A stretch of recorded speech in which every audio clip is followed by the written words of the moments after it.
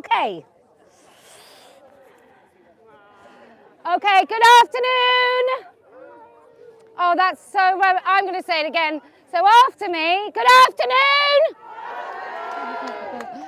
Good afternoon, children. Okay, welcome to our first return to Hyde Park after a lovely Christmas. And then obviously we went to a place. Where did we go? Exeter. So nice. Sorry, I have not had much sleep. I feel horrendous. So I just want to talk about a couple of things that have come up recently. One is the 4-year-old in the school. And the other is, what's his name? David Hayton. David Hayton. I hope you've bought Dave's book. I don't. I really hope you haven't. I'm sure there's a free download somewhere if you really must have a look at it. And yesterday I went somewhere where the next person being interviewed was Katie John Went. I love that reaction. So I've been using this analogy recently of the boiling frog. And these men are the tepid water. But I forgot my sayings last time in Exeter, so I need to say them again. So, no woman has a penis. Honestly, it's not church. No man has a vagina. And together, there is no such thing as non-binary. It's not a cult, it's not a cult. And transitioning children is profound abuse. And Kellie-Jay is gorgeous. No. So when I was in this, I said to this guy, like, the tepid water and the boiling frog, and I think it works really well. And I think there are a lot of people, even the big important people, who mistakenly thought that Debbie Hayton, his experience of being an abusive fetishist pervert in a classroom and with his family at home, would somehow help women's rights and help people understand why women need our own spaces to mean female only. And him and Katie both do the thing, I was invited in and therefore it was all right. I wouldn't go anywhere I wasn't invited. And you're like, oh, how did you get invited? Oh, I know, grooming. So you groomed all those women around you to think that you were okay to come in their spaces. That's why they invited you in. They didn't, it's not like if some massive AGP who comes, like the guy in Exeter with the really long legs and the bad wig. It's not like if he was the first AGP to come and ask to go in your spaces, that anyone would have gone, oh, all right then, just come in. What with my kids? Just come, get your penis out, just come in, come in. But when it's the likes of Hayton and Went, who are very much in the, I know I'm a man. I mean, yes, I got an erection about wearing women. I know I'm a man. Yes, I'm parading my fetish in a school, but I know I'm a man. Oh, it's absolutely fine. I call myself a lesbian because I've got a really small penis, which apparently means that I've got intersex condition because I've got a tiny penis. I don't even know if that's true about Went, but I think that's what he says. That's his reasoning for then apparently his wife catching him in her clothes, because maybe she didn't know he had a tiny penis, or that he was an AGP. So it's just this thing of, I know I'm a man. I mean, years ago there was a rapist, there was a convicted rapist who went giving talks in universities and places about rape and about why it's wrong to rape. Not the survivors, no, the rapist. And I kind of feel that's very much like Hayton and Went, and Christina Kentucky Fried Harrison, who used to be the darling of the Women's Place UK. So they've always done it. What is the ultimate invalidation as a woman? Invading like TERF heaven. That is what they're all lesbians' bodies. But that is where they want to be. They want to be on this side. Why? Because they want to protect themselves. They don't give a shiny rat's ass about any single woman or girl, because if Hayton did, he would remove those silly breasts. He would not call himself Debbie. He would not subject his wife on a daily basis. Did you see her wearing his shoes in that picture? Well, I'm just wondering, was that her message or his? Was that the very funny photographer, or was she involved in that? Is she so far down the kind of public humiliation that she really doesn't recognize it anymore? I just don't understand it. Anyway, so that's Hayton and Went. The other thing is schools, and the 4-year-old who didn't know, who was told, who was lied to about the boy in her class, and she was told it was a girl. And I just want to say, I've been talking about this for a really long time. I know I'm not the only one, but I've been talking about this for a really long time. What are we doing to a whole generation of children who are lied to like this and who may or may not know the truth? So there's two things. Number one, they don't know the truth. They don't recognize the truth, and therefore it's just massive, it's just horrible lies, and eventually they might find out and feel betrayed and just really unsettled, or they know the truth, but they know that they cannot speak it at all, ever, not with their friendship groups, nothing. So my daughter went to a school, a little C of E school, and when she was in year 6, and the head teacher, for no reason, started taking the class for PSHE every Thursday afternoon, and my daughter said, it's a little bit strange. There's no reason for her to do it. We don't know why she's doing it. And then all of a sudden they started talking about difference and inclusion and trans. Now, she's my daughter, so we've been talking about this stuff for a really long time. Bearing in mind this was 2018, so lots of people had no idea this was going on. So when she's in that classroom, they start talking about boys and girls, and how girls can be boys, and it's all mermaids crap. And then one of the conversations was a trans woman, the head teacher's words, not mine, in women's changing rooms, and how it's lovely. And my daughter said, I would think he was weird if he was in our changing room. And my daughter got really told off by the head teacher. So at that moment, the head teacher basically said to my daughter, whatever you feel, that man is more important. Don't you dare say anything because Christians are kind, is what she said. And so I gave her a little call. And I just said that she was eroding my daughter's boundaries. It was a safeguarding issue. How dare she? And she just repeated, Christians are kind and we are accepting of everybody. And I said, seems like you hate girls though. Anyway, they kept me on their email addresses, and I got an email the following September after my daughter had left, and a boy had returned as a girl, and he was now using girl spaces, and everyone was, and wasn't it a celebration? I think he was about 9, and he was a boy that had been called a girl because he was effeminate, so he'd been teased relentlessly about being a girl.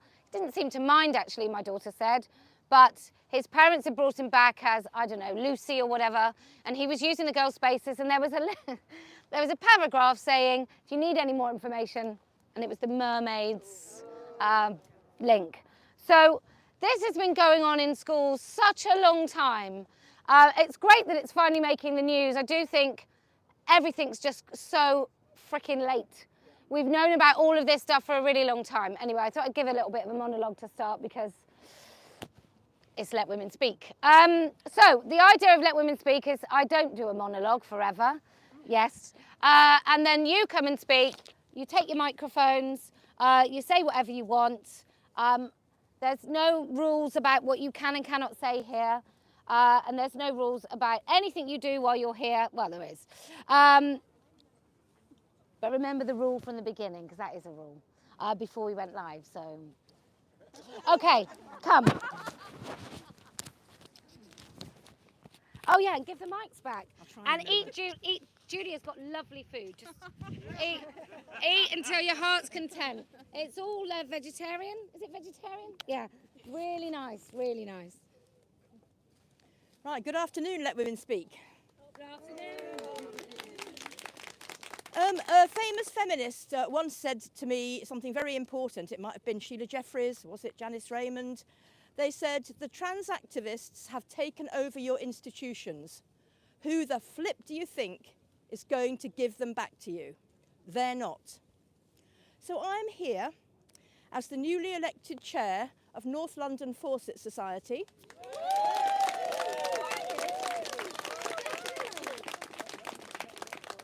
To invite you to our inaugural event to be held in a library, a state library. We did have a little bit of an argument with Haringey Library Services, but we won.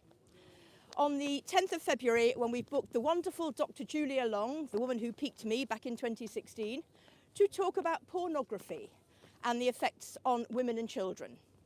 So Julia will be talking, she's an expert on the effects of porn on women, and I'll be talking about how do we talk to our kids about it? When do we start? When do we start picking out the power differentials that come across to us in images? And how do we do it? Because obviously we don't want to be the one that says, go away and look at Pornhub, darling. We're on Eventbrite. If you look at Eventbrite and if you're feeling brave, put in porn. And after all the horrible adverts for Pornhub, there's, I think, 2 events that come up, one of which is ours. We're having to charge about £5 to cover costs of the room. We will be going to the pub afterwards, and I've already reserved us a space. So do please also consider joining the wonderful Fawcett Society. You can join as a family, 4 of you, don't have to be related, it's much cheaper. I think it's be quite nice if a few more groups sprung up, or you could maybe join a local group. There's one in West London, there's one in East London. Of course, if you're in North London, come and join us.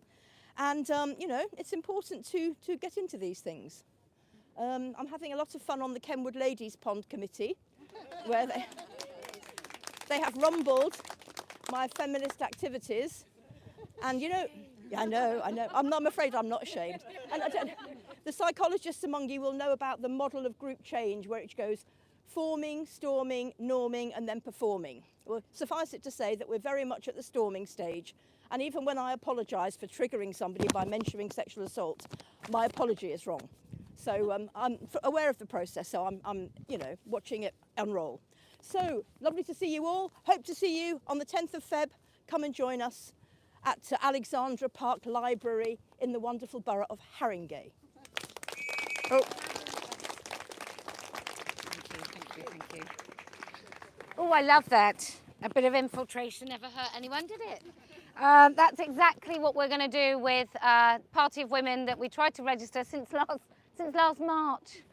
But I've paid an absolute fortune for some wonderful legal person, barrister, to actually submit our last application. So that's what we're going to be doing with Party of Women. We're going to be infiltrating all the councils. And I say infiltrating, I mean, like, obviously getting elected. But look, this is what the trans activists did. They got elected. This has happened like repeatedly when all of a sudden things that we thought were right and just have changed. There's a reason that grooming gangs went without too much criticism, and that's because often people involved in those grooming gangs were also in councils and the police force and so on. That's how Pi did it.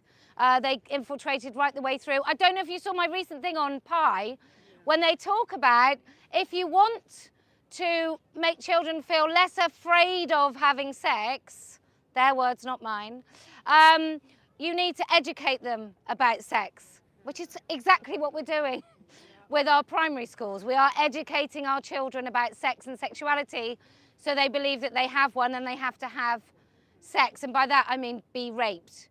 So anyway, that's what we're doing with Party of Women. Who else would like to speak?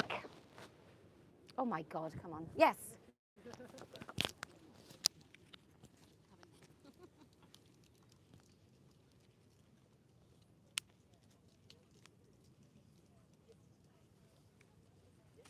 Hi. Can I have a hug? Right, I'm going to pin this on you. Okay. Can I pin it on your... Yeah. Anyway. Okay. Hello, everybody. Hi.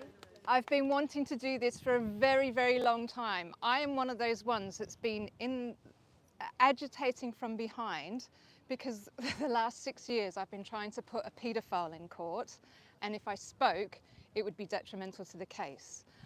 I have now succeeded in putting a paedophile in court. And he is now in jail. Okay.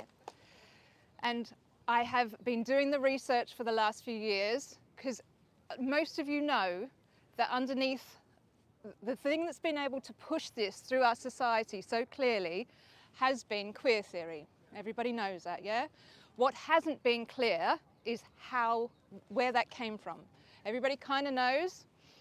I've been patiently doing it brick by brick, and we'll be releasing it brick by brick over the next few months. My first part of it is available on my Twitter account. It's called Debunking Myths About Victorian Sexuality. Okay? Now, there's a myth that's been floating around. Sorry, how much time do I have? You carry on. Okay. So there's a myth that's been floating around for nearly 50 years that is long overdue to be debunked, okay? I first encountered this myth courtesy of one of my colleagues who wrote in one of his papers, our Victorian ancestors invented sexuality as we have come to think of it today. Okay. Can I blow my nose? I know I'm only on video and everything, but it's... I know. I know, I'm so classy. Yeah, blow your nose louder. I like it. Debunking myths about Victorian sexuality, okay? So my response to my eminent colleague, and I have great respect for him, okay? He's not a part of this at all, was if they invented it, then did it not exist before then? This seems an absurd concept, okay? And then he sort of, modified the myth. However, what he was originally referring to was the culture of acceptable sexual practices rather than sexuality, okay? Sexuality is more than sexual practices alone. It encompasses sexual acts, orientation, arousal, gender, being sex, abilities, possibilities, epistemology, so much more. I won't go into it.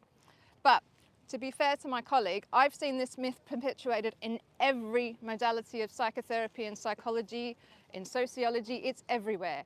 And they all have the same reference. They reference Michel Foucault. He is the one, he is the epicenter from where this has all sprung, okay? A talented raconteur, Foucault dedicated most of his fable, The History of Sexuality, Volume 1, to weaving a fictional story about how the bourgeoisie Victorians confined sexuality and moved it into the home, claiming that silence became the rule. He asserted that the couple imposed itself as a model, enforced the norm, safeguarded the trust, and reserved the right to speak with retaining the principle of secrecy, yet he provided very little factual evidence to support any of these claims. Okay? It is deeply problematic how so many academics quote him as being historically accurate, given the tools available that can easily debunk his tales. Okay? The first, laws were by men, for men, okay? A very simple look at our genuine history shows exactly what I mean. During the Victorian period, which was 1837 to 1901, the laws in the UK were made solely by men. There were no female MPs until Constance Markievicz was elected by Sinn Féin in 1918, closely followed by Viscountess Nancy Astor, who served from 1919 to 1945. So the first MP was not until 1919, okay? Women had no power, no control, and no say in how society was shaped. They were denied the right to vote until 1928, some 27 years after the Victorian era ended. All positions of power in every institution were held by men, for men. Therefore, the idea that it was the couple who imposed itself as a model is an abhorrent manufacture of history on the part of Foucault. Victorian women never had the power to impose anything on society at large.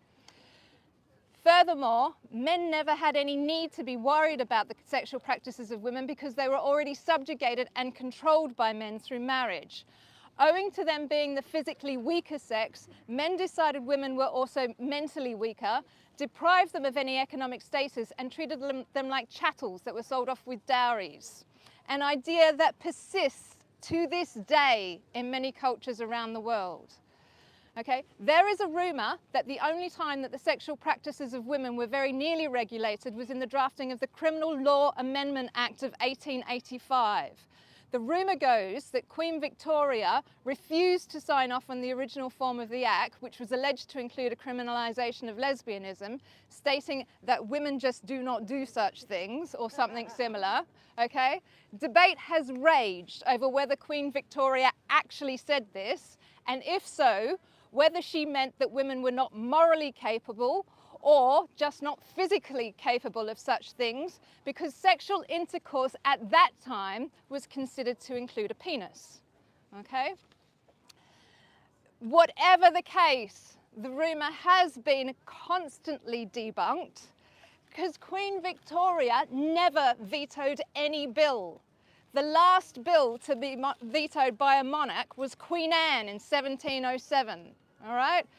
So no wonder Foucault, this is what he says, he declared, we must break free of the theoretical privilege of law and sovereignty because we must construct an analytics of power that no longer takes law as a model and a code. The truth can be annoyingly inconvenient to a good story, okay? Although undeniably judged, the private sexual practices of women were never regulated during the Victorian era. In fact, the sexual practices of women of a non-commercial nature were only regulated in the UK for the first time in the year 2000 when a statutory age for lesbian sex was introduced. The only thing that Victorian men did was to regulate the sexual practices of men. Okay? So what would compel Victorian men to put into law such regulations that curb the sexual practices of men? What societal need were they trying to address, huh? A search of the National Archives for the term sexual will help shed some light. No, there's not that much. I'll make it a bit faster, but this bit's important. All right. Okay? Now, inside London, right? So complaints of a sexual nature, right? They were brought to the high sheriffs of the various counties. And in London, they were brought to the Ecclesiastical Consistory Court of London, which gained the nickname of the Bawdy Court, okay? All the complaints varied, but it's no coincidence that far too many of them involved distressed parents seeking redress for the raping of their children, all right? They weren't brought to the police force. The Metropolitan Police was only established in 1829 and the London City Police in 1832. They were more concerned with thefts, night watches and keeping the peace. Their powers didn't originally extend to sexual crimes. So because of this, in the Victorian era, society after society was established to address the problem of what was considered child prostitution, which as we know is child rape because children cannot consent to sex. There's so many of them. The National Society of Protection of Young Girls, Prevention of Cruelty to Children, Suppression of Vice, Protection of Young Females, and there's more. There's so many of them.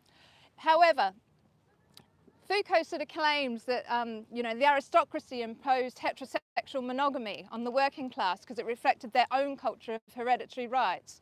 This is not true.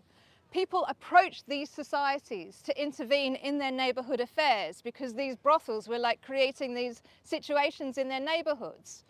The Princess Louise home in Wapping housed 1,603 adolescent girls between 1835 and 1891. 2,700 girls in 1848 were hospitalised because of venereal disease. They were aged between the ages of 11 and 16. It's just, honestly, when you get our actual history, you go, Foucault's a charlatan. All right. Now, lots of things going on, right? So, and the other one he said was that the use of shame in the Christian confessional box is what kind of everybody used to control the sexual habits of everybody. Again, complete nonsense, okay? Now, all of these prostituting of children eventually culminated in a notorious expose by a gentleman by the name of William Thomas Stead. He wrote a series of articles in 1885 for the Pall Mall Gazette called The Maiden Tribute of Modern Babylon. I encourage everybody to go and learn about the Maiden Tribute of Modern Babylon, because the parallels with what's happening today with Rochdale and up and down the country should not be forgotten, and yet here they are. We're doing it all over again. Okay? So Stead, under extremely controversial circumstances that William Thomas Stead went for jail for, he showed how easy it was to purchase a child for prostitution, because he did it. He bought 13-year-old Eliza Armstrong from her parents and then wrote about it in his newspaper, all right? It caused an absolute uproar, and 250,000 people marched upon Trafalgar Square to implement the Criminal Law Amendment Act of 1885, right, which had up until that point been delayed several times over 4 years. Okay, this bit's important. When it comes to those like Gail Rubin in her essay on thinking sex, the academics here will know what I'm talking about, that evidence of widespread entrapment of British girls in London and abroad is slim, nothing could be further from the truth. She lied, okay? And then she quotes somebody else that's lied and says that what forced it was a particularly nasty, it's a nasty bit of legislation, and it raised the age of consent from girls from 13 to 16, but it also gave police far greater jurisdiction over poor, working class women and children. It contained a clause making indecent acts between male consenting adults a crime, thus forming the basis of legal prosecution of male homosexuals in Britain until 1967. The clauses of the new bill were mainly enforced against working class women and regulated adult rather than youthful behaviour. This didn't happen how she said it, okay? So, you know, I debunked the myth that it put through because of an overreaction. Giving the police some powers when they had none is not, you know, all right, I'm getting rushed, okay? All right, move on. Well, we normally say about five. Okay, I will do it.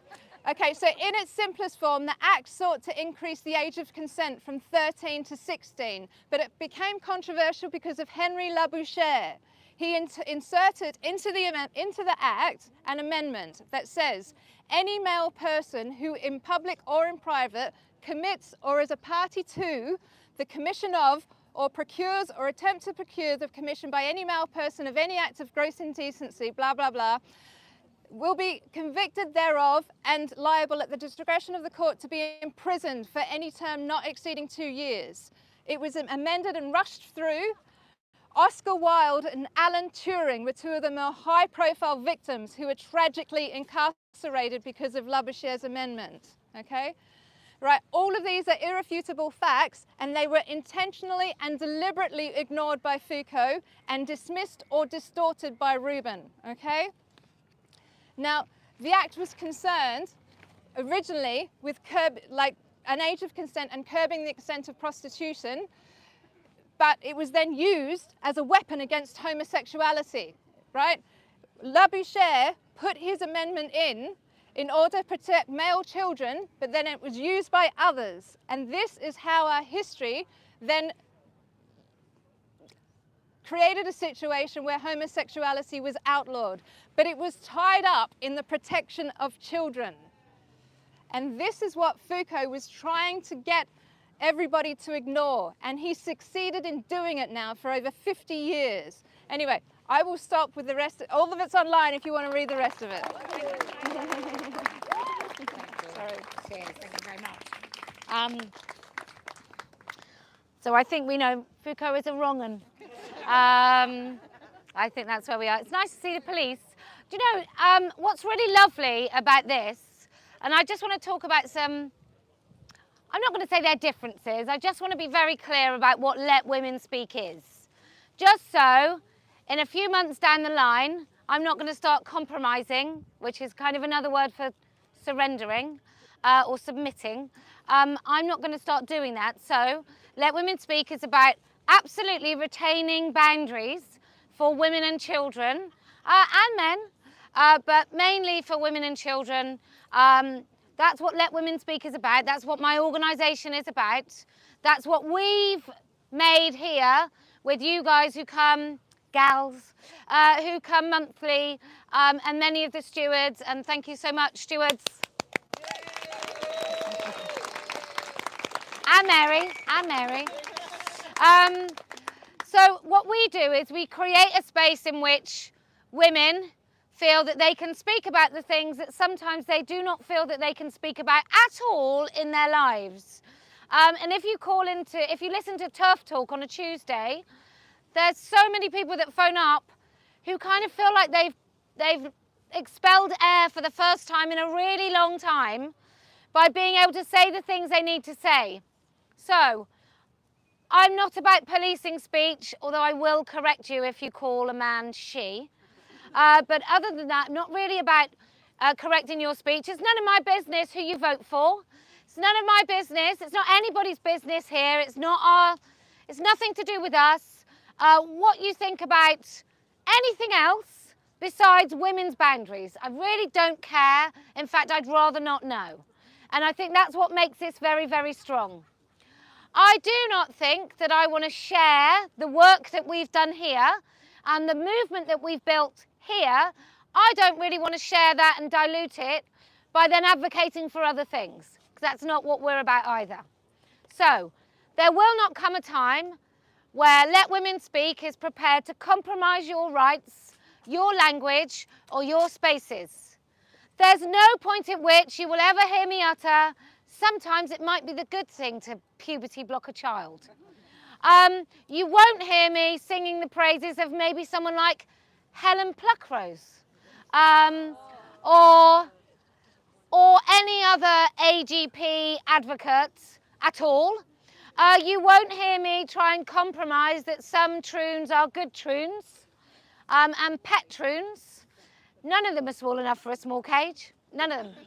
There's no pets, no pet troons. So I just want to be really, really clear that this is created by all of us. The Let Women Speak is created by the women in Nottingham who started shouting it, a bunch of really very nervous TRAs. And that's what this movement is about. So I just want to be really, really clear that when the Party of Women is registered, the sort of things we'll be asking for, and we're told, you silly, poor, stupid people can't ask for this, but I want to repeal the GRA. Yes.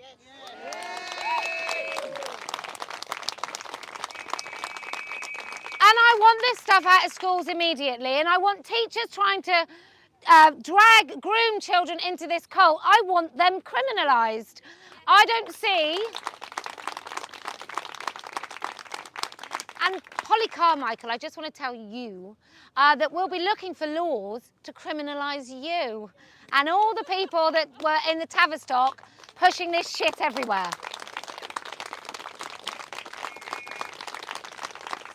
So all too often, what we're told, us poor, uneducated, silly, poor, silly, uneducated, silly, poor people, what we're told is that we can't ask for things. We need to be somewhere in polite society. We need to, oh, please, kind sir, can you please repeal something? We don't really know how the laws work. I don't really feel like that.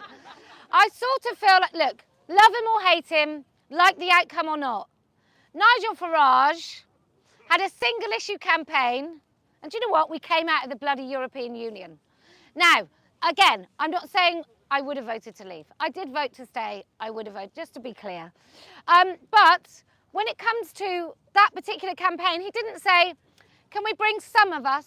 Can we do some of it? Can we just maybe, can Cornwall come out? Could maybe we just keep some of the trade treaties and just a little bit out? Can we be a little bit pregnant? No, he didn't. He brought us out of the European Union, and if that's our goal, to totally repeal the GRA, then that's our ambition, that's our aim, that's our finishing point.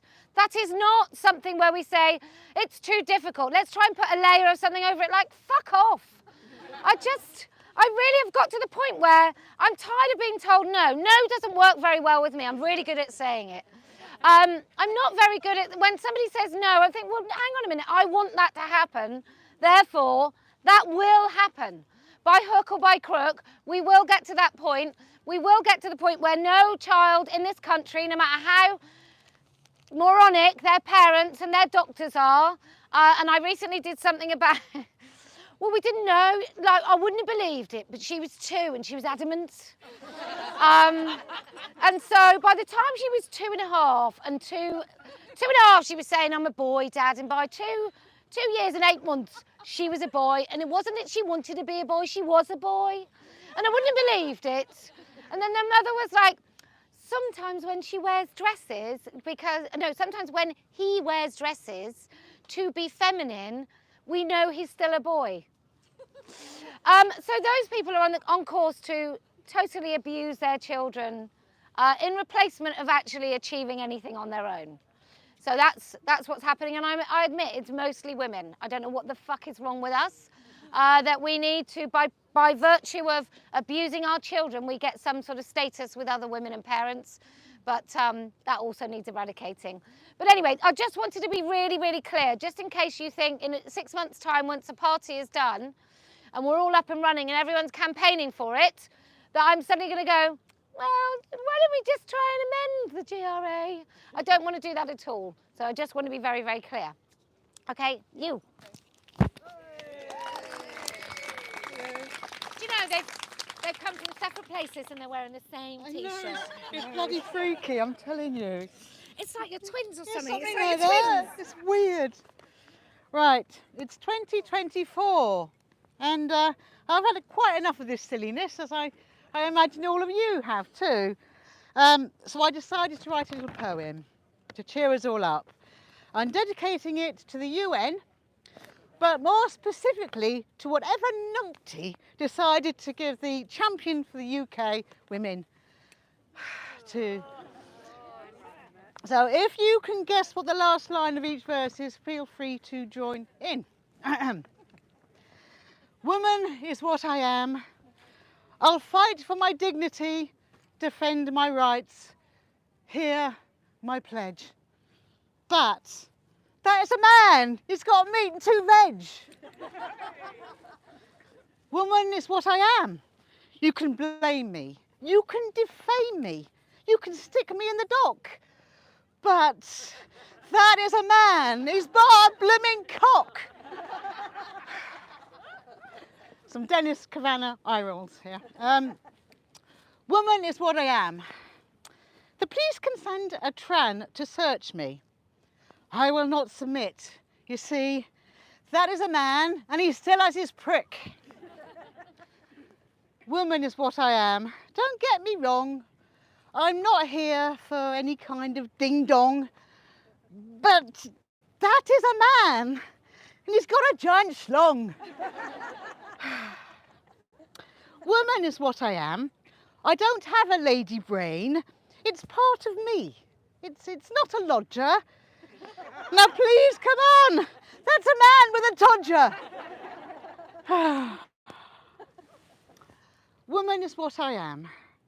And I say to you, Kia, Nancy, Sandy and Billy, all of you, stop being so silly. That is a man. He has a bloody willy.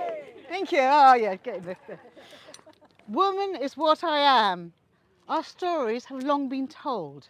Boudica, Eve, Joan, Lilith, and Venus. But there is a man with a penis. Woman is what I am. You handmaidens, virtue signallers, and cowardly fools. That is a man with a set of crown jewels. I am a woman. One last thing I would like to say.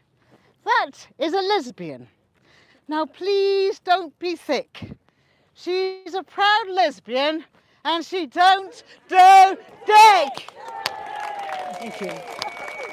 Oh. There you go. There you go. Oh, there. Sorry. It's a little situation, for all you people here, there's a little situation over there, and that'll be me saying, I told you so. Joy. Okay. Anyone on YouTube know what a pace code G is? Can anyone look it up? Pace code G or D? Because there's someone being arrested over there, apparently about not giving their name and address, which I don't know how that stands really, but that was why I was arrested. But I was apparently breaking the law. That was why I was arrested, and I wouldn't give my name and address, which is why they arrested me, because they wanted to give me a fine on the spot. And they wanted to tell us to move in lockdown because women's rights aren't political. So if you try and talk in the public square, if I was in a mass crowd, BLM, you couldn't have caught COVID. You just couldn't. But if you were trying to talk about women's rights with women in mobility scooters, and quite a few women over the age of 70, and you were 6 meters apart, and you had hand sanitizer and masks, you could catch COVID. You could. Because once you say the word women's rights, oh, the COVID, everywhere. Okay, do you want to speak? Yay!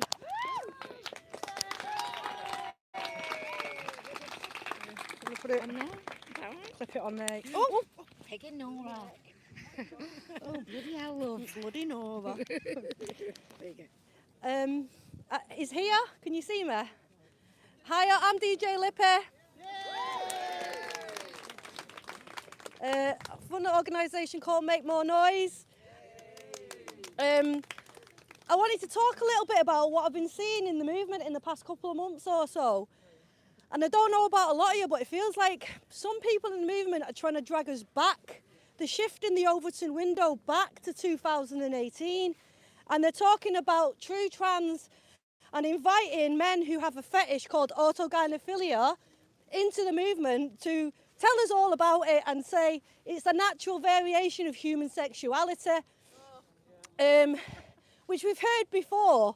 And I feel like there's a little bit of bait and switch going on, because trans right activists have got rights for trans people on the basis that it's a legitimate innate state of being, that it's not a dangerous sexual fetish that escalates and puts women and children in danger.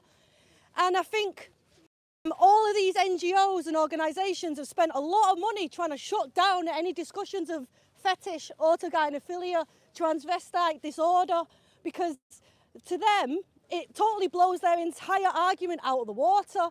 And I feel like what groups like GenSpec are doing almost is they're doing a bait and switch, and they're saying, nah, it is a fetish, but it's okay. Yeah. It's acceptable. And trans right activists, in all of their hubris, never attempted to say it's a fetish, but it's fine. It's a legitimate state of being.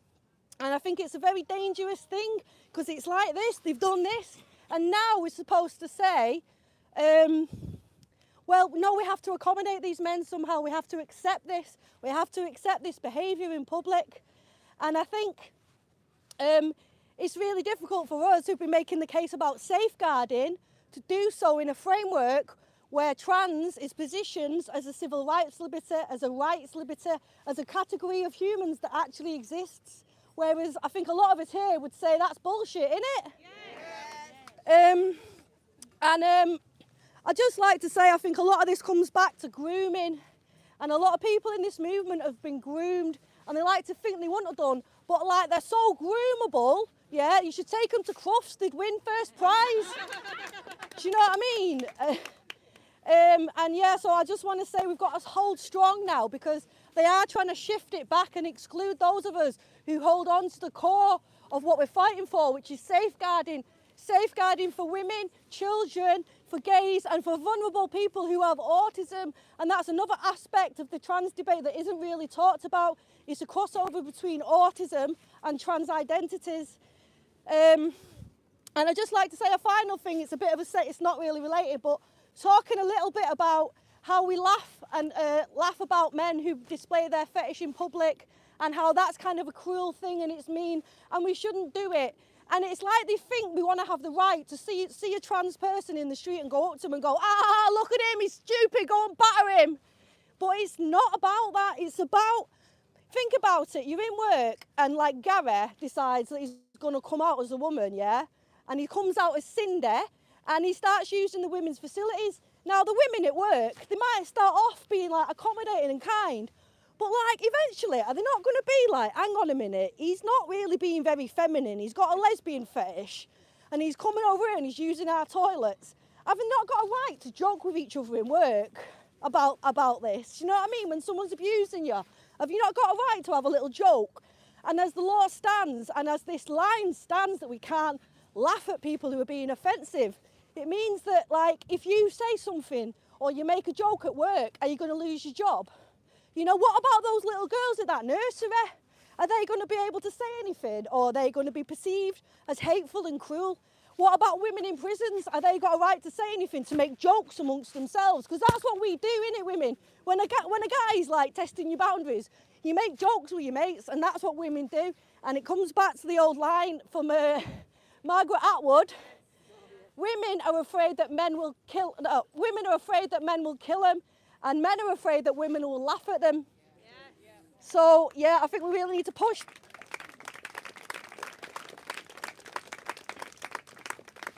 We need to push back and say we've got a right to be offensive, especially when we're being transgressed by men who want to disregard our boundaries and destroy our rights in law. So that's just what I want to say.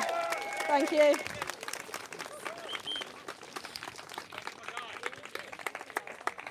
I'm going to talk about the police now. I'll come to you in a minute. I'm going to talk about the police now.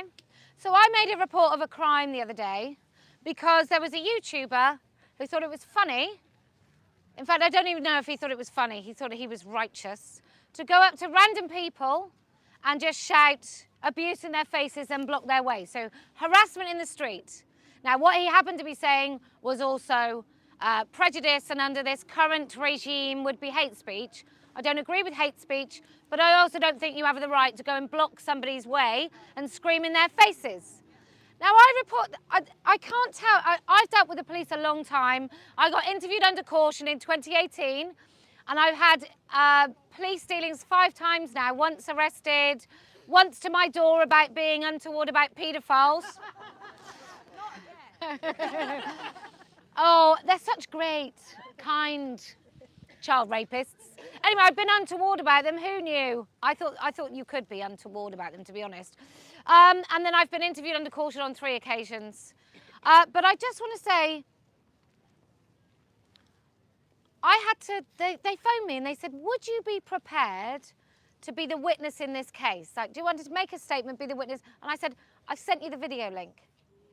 Yeah, but would you be prepared to be the lead person in this case? I was like, I sent you the video evidence of somebody who's put it on their YouTube channel and it's a crime. So I've sent you video evidence of a crime happening. I said, and I've seen the same video, which is why I've reported the video that's got the crime in the video that you've just seen.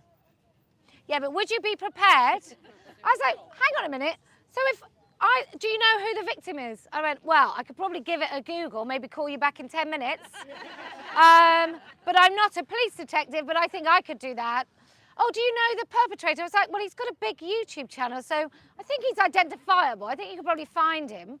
He seems to be quite well known. Oh, okay, would you be prepared to be the witness in the case? I was like, so I can see a crime, I can tell you about the crime, I can show you the crime, which is exactly the same crime as I've seen and how I've seen it. But if I don't say it's my case with my name on it, you won't do anything about it. And she said, why don't you have a think about it? Something's going on over there. Is he been arrested? Is he arrested?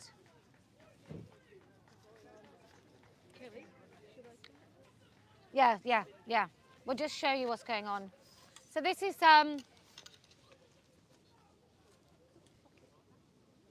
what's happening. So what's happening over there is the police have arrested someone on the basis of this horrid, rabid TRA who pretends to be female but is a disgusting AGP. Really, really disgusting AGP. and the man's being arrested.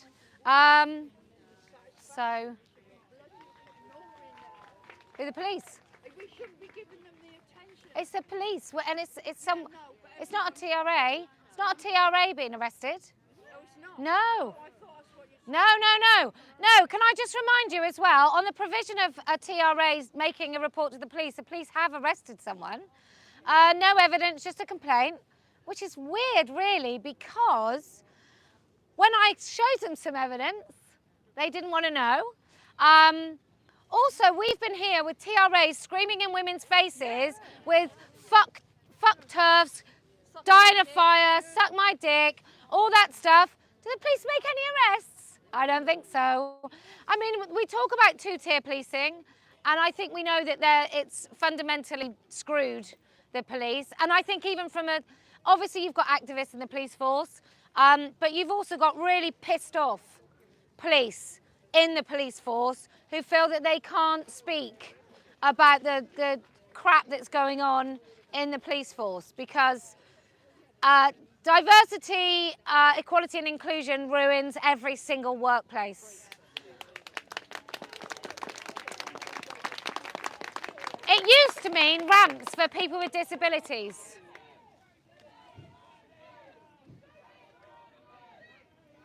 It's the first fucking arrest they've ever made here. It's absolutely, is it not? Who was the other one? 2 TRAs fighting. Oh yeah, they arrested him, yeah, sorry, my mistake. A guy threw water at me. He was done for assault. Oh no, he was just told not to come in the park. Yeah.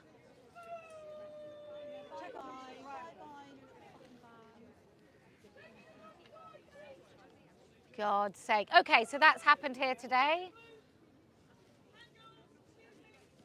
Basically, if you're LGBTQ+, otherwise known as T, you can make a report to the police about your special characteristic and they will take you very seriously. If you're just a woman, you can report your stalker and you may not get any action until you're dead. So that's kind of where we are with the police. Yeah, and then the police will laugh and joke about your little dead body on the ground and take photos and pass it round. That's nice. Anyway, okay, who else would like to speak? I'm sure there was someone. Yes.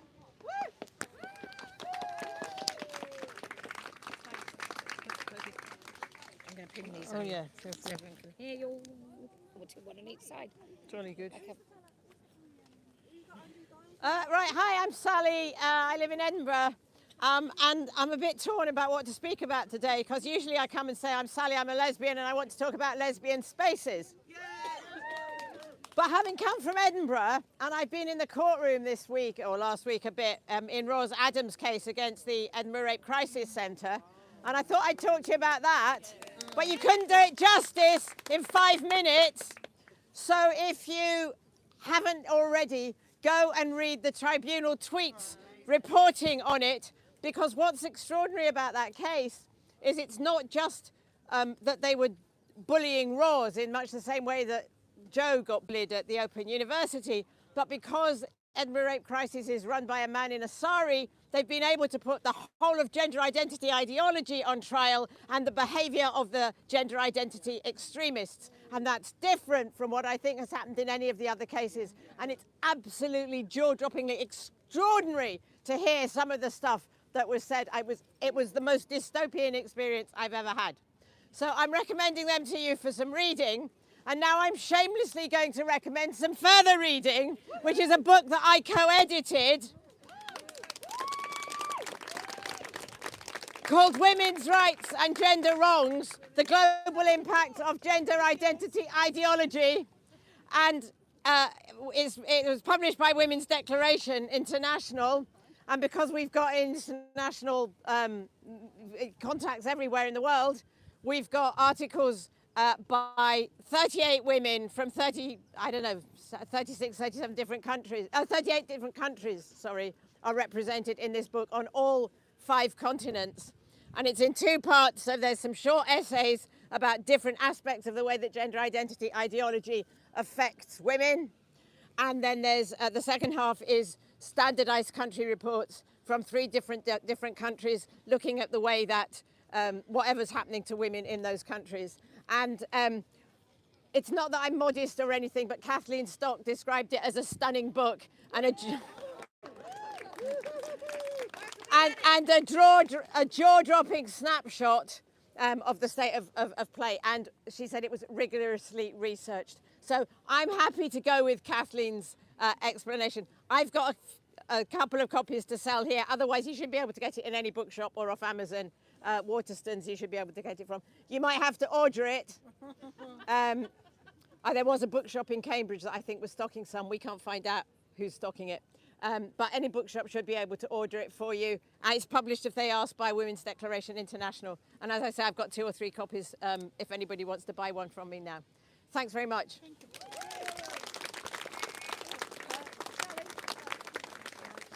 Oh, I'm so sorry, Posie. That's all right.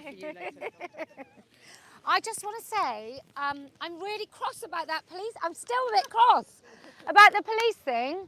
I don't know if you've seen the footage, and I don't really give a shit what you think about the global situation over there, but we have had people on our streets calling for the death of other British people on our streets. I don't think they got arrested.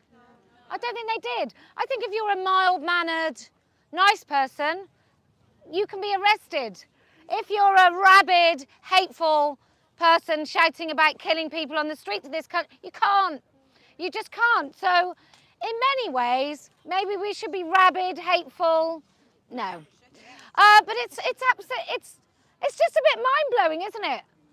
I'm so cross. I'm just really cross. Because I thought the police were coming and they were just a bit late, but I'm now thinking, did they come just to do that? And yeah, rabid TRAs. It's weird though. Can you imagine being a 50-year-old copper and you've done your time, you've plodded the streets, you've seen you've probably been to some pretty horrendous, the sort of things that I wouldn't want to witness, none of us would. Probably women beating the living crap out of in her own home. You've probably arrested really monstrous paedophiles. You've seen people burgled. You've seen elderly people kind of absolutely broken in their homes when all of everything they've ever loved has been destroyed in that home. And then you come to Speaker's Corner and you arrest someone on the proviso and the say-so of some fucking TRA who accuses someone of something, and then I'm just mind blown. It's a bit like the woman who spoke in Exeter, Catherine, who spoke of cancer, who said that when she went in for one of her last chemo reviews, I think it might have been, to the end of her treatment, it was a review, that she was pulled into that office and they said they reported her to the police for stickering.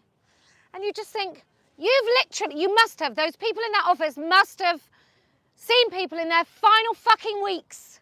They must have seen people absolutely broken by chemo, knowing they're going to die, and leave their kids. Like women with breast cancer leaving their small children and their families that they love. And then they think that's important. You're like, what the fuck is going on? How has that happened to us all? That anybody wouldn't go, oh, I don't give a shit. I watched a woman die last week. I couldn't give a fuck about stickers. I don't care that she's doing that. I'll just, let's take down the pride. Why was that woman so compelled to put an adult human female sticker up while we tell her that we're proud of our colleagues who just elected to have her breast fucking sliced off? And she's there feeling that she's going to lose half of her humanity, half of her womanhood, while she has one of her breasts removed, and they cut a little piece of her back to try and repair the flesh there, and it's agony and she's on morphine. Maybe, just maybe, rather than telling her for hate speech, maybe we should have a fucking word with ourselves and say, should we put that colleague up with a breast binder? Should we say that we'd like people to bring their whole fucking selves to work? Should we have a little examination about what we're doing, rather than tell the woman who's now got the whole Christmas to think about, is she going to be arrested? Is she going to be criminalised while she's getting over fucking chemotherapy? Sorry, rant over. Who else would like to speak? Yes.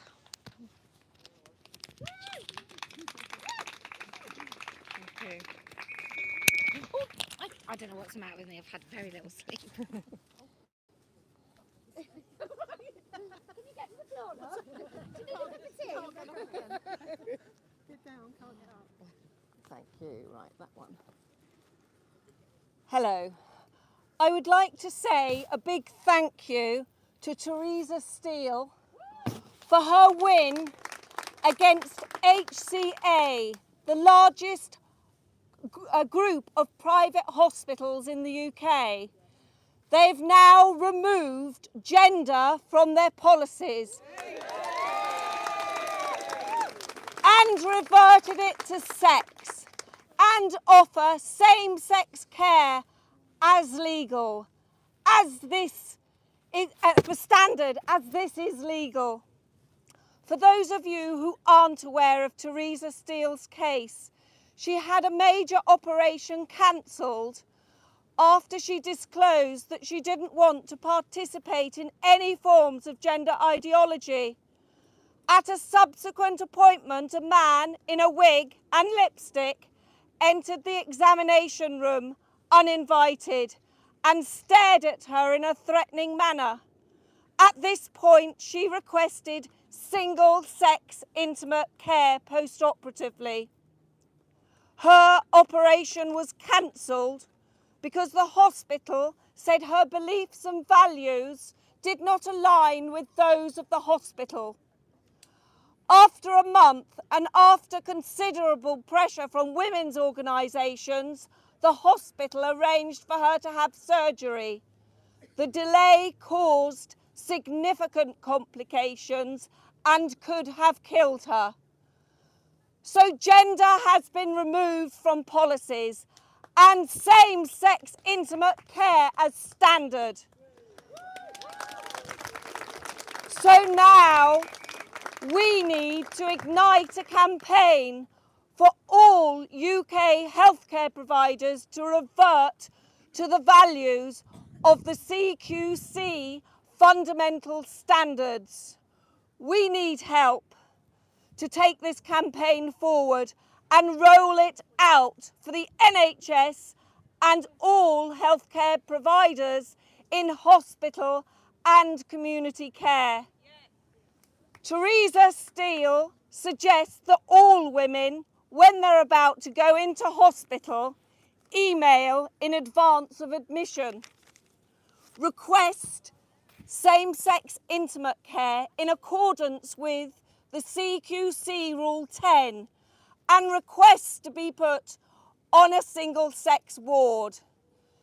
It should be stated that a male with a gender identity is the opposite sex.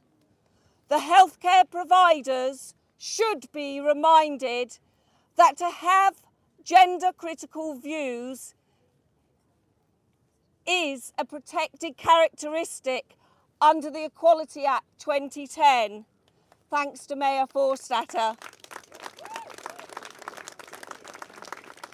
These simple requests must return to being mainstream and normal.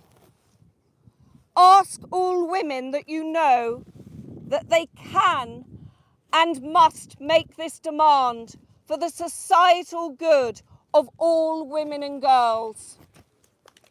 Still that one. Carry it. I would also like to thank Henrietta Freeman for her insight into how gender ideology impacts disabled women, how they are more likely to be sexually assaulted than able-bodied women.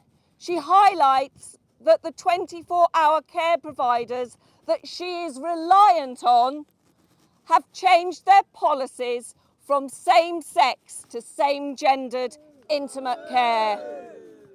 Henrietta states that same-sex care is a safeguard against the abuse of the most vulnerable women and girls in society.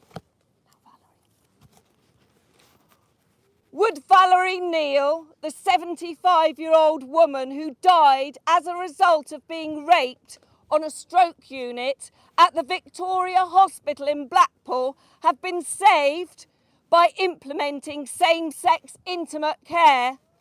I believe the answer is yes. Then the young man.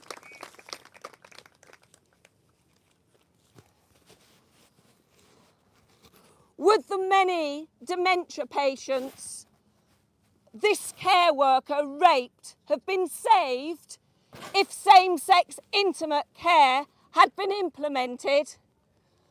I believe the answer is yes. I rest my case. And before I go, I would just like to promote the Turfed Out crowdfunder.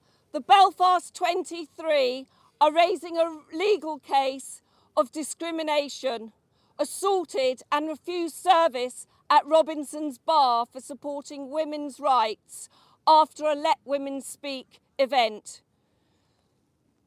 We cannot have a two-tiered society where those who do not capitulate to gender ideology are outcast. Thank you.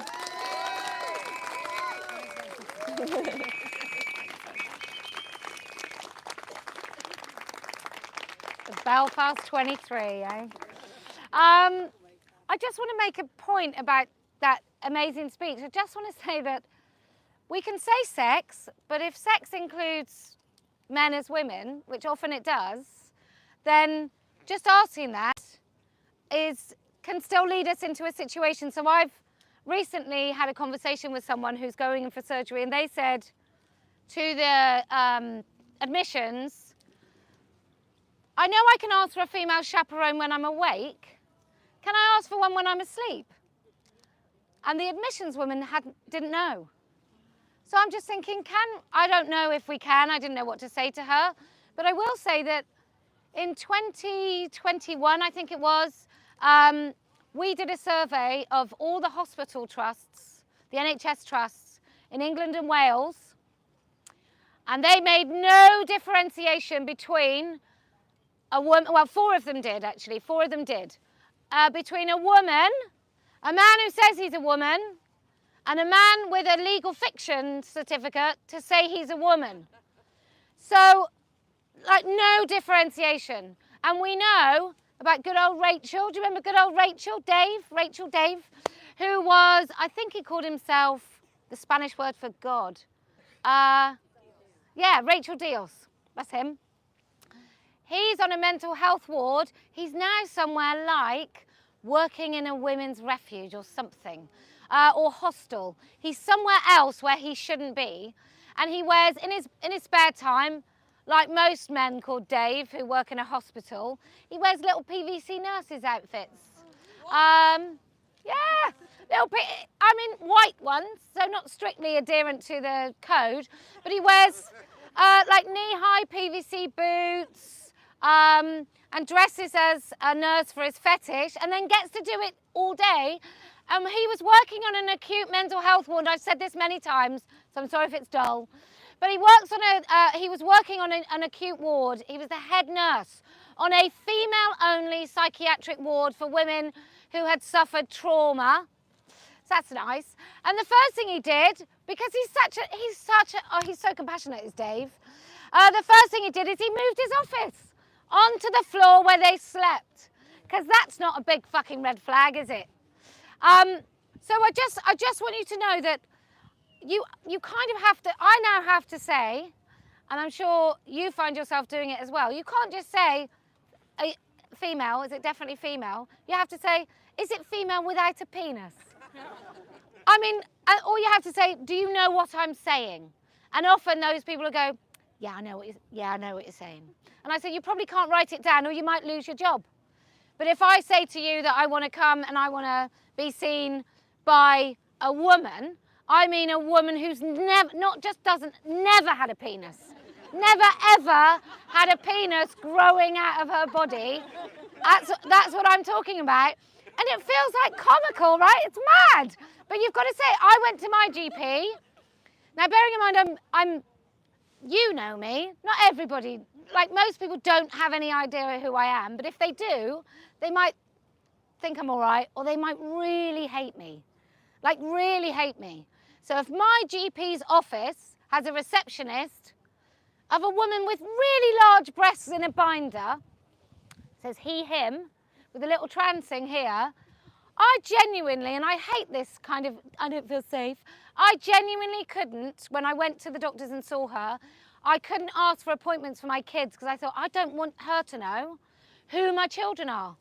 I don't want her to have any reason to look at my medical records. So I said to the doctor when I was in there, can receptionists see medical? Can I ask that that particular receptionist doesn't see medical records? Because if she's so compelled to bring this to work, to want everybody to know that she thinks she's a man, she's an activist. Before she's a receptionist, she's an activist.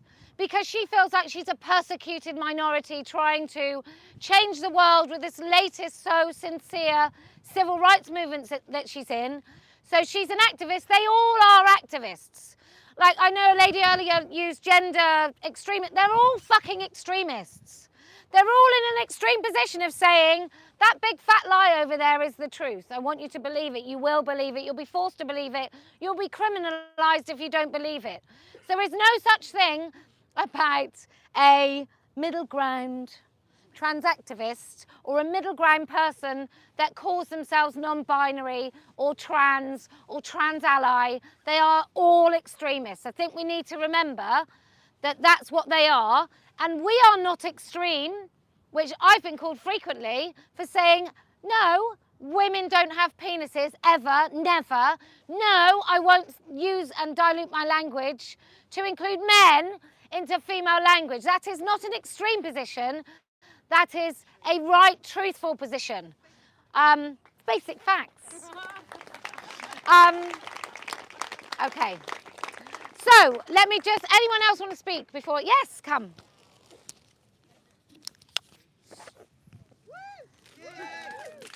I'm going to pin both these on you.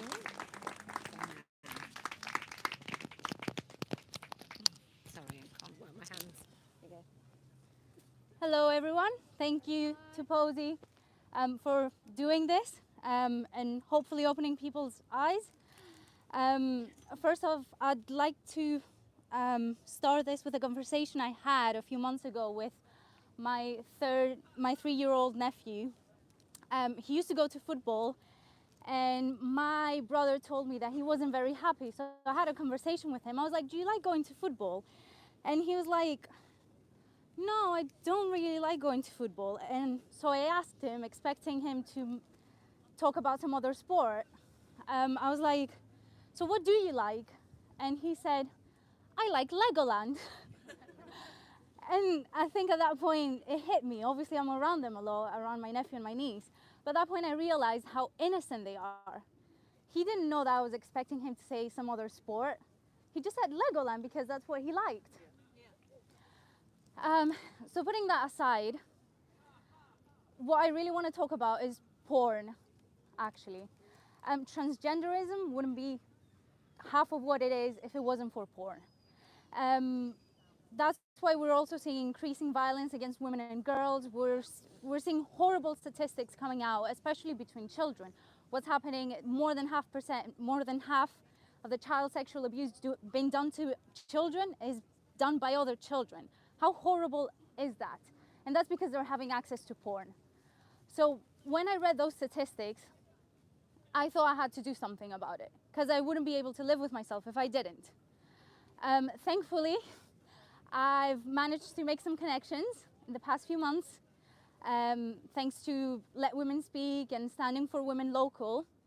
And I sent a text to Dr. Julia Long. And I was like, Julia, would you help me do something about this? So we're organizing a march against pornography. We want it to be big, as big as possible. We want to be national. On the 19th of May, Sunday 19th of May, it's said, the date is said, we're gonna share more details as we make everything up. But hopefully it's gonna be in London, maybe one in Glasgow and also Edinburgh, we don't know, but we want it to be various cities across the country because something needs to be done about this. Like, we need to protect our children and we need to protect women and girls. This is enough. This isn't, you can't expect people to not act violent when you expose them to violent material constantly and when it's so easily accessible and you tell them that this is normal. This is not normal. It's not normal and something needs to be done about it. So yeah. Thank you so much. Thank you. Julia Long, what's she ever done for anyone, eh? Julia Long. And yes.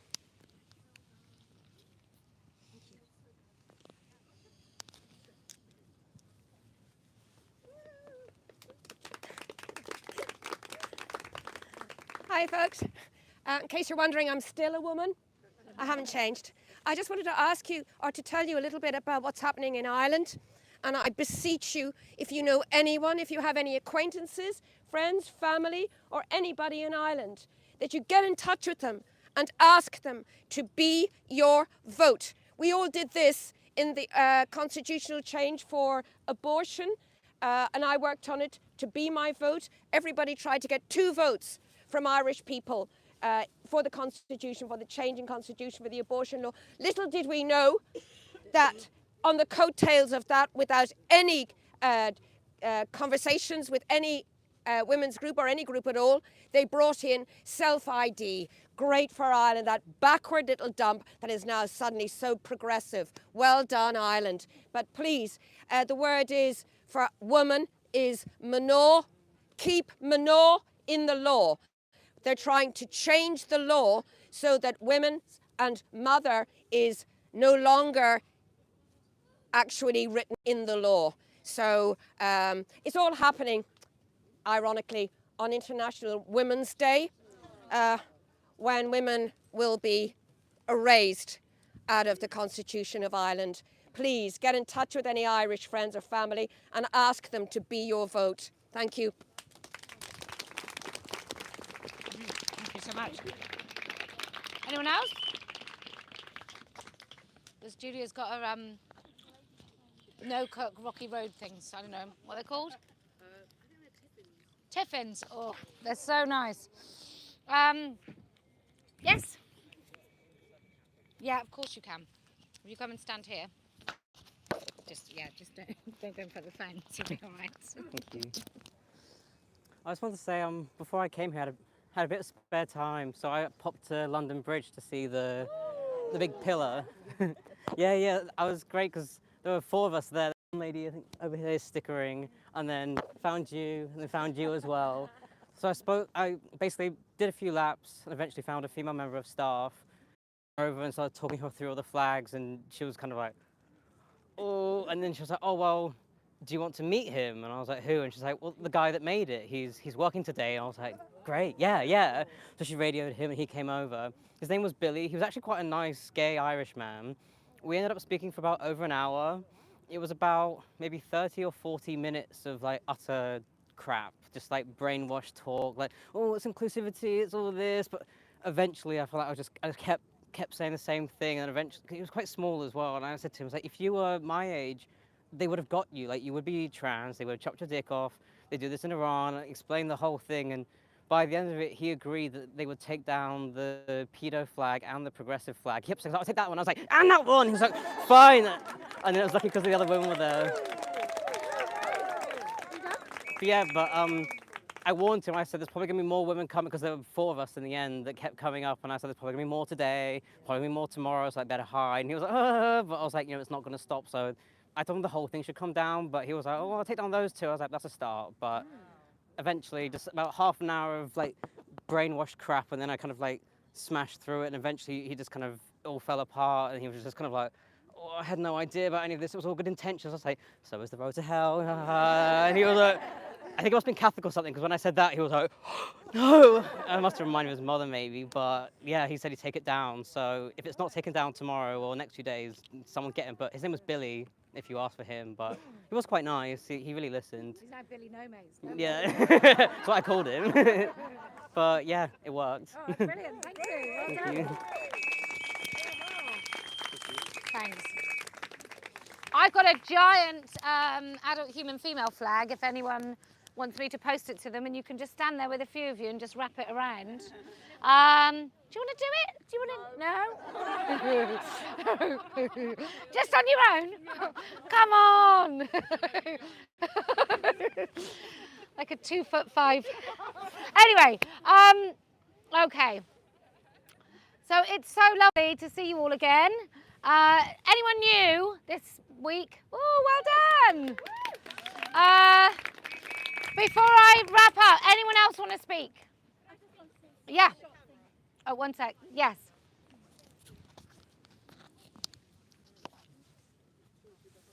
Oh, you want to speak? Oh, sorry. I'm very camera shy. That's all right. It might take a bit of courage. Okay, you carry on. Thank you very much. Okay. Hello, everyone. Right. First time. Also very new to London. Lovely to meet you all. I am a trans sister.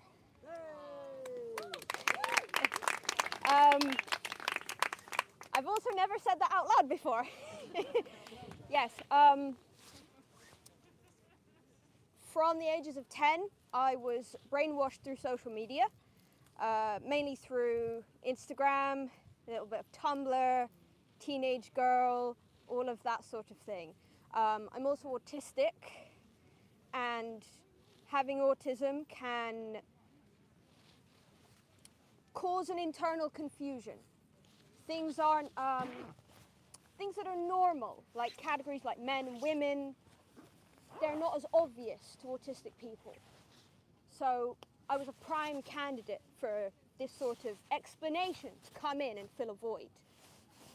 Typical girl going through puberty, feeling anxious, problems with your body, you don't like how you look, feeling this pain and confusion, scared of becoming a woman, scared of becoming a sexual object when you don't want to be that. Scared of having to be a stay-at-home mum rather than go out and work like I wanted to. And then this explanation came. You're having all these thoughts. You're admiring men. You're not looking up to women in music videos and films and stuff, being sexy and all of this. Maybe you're a guy. Maybe you can be like those heroes you do admire.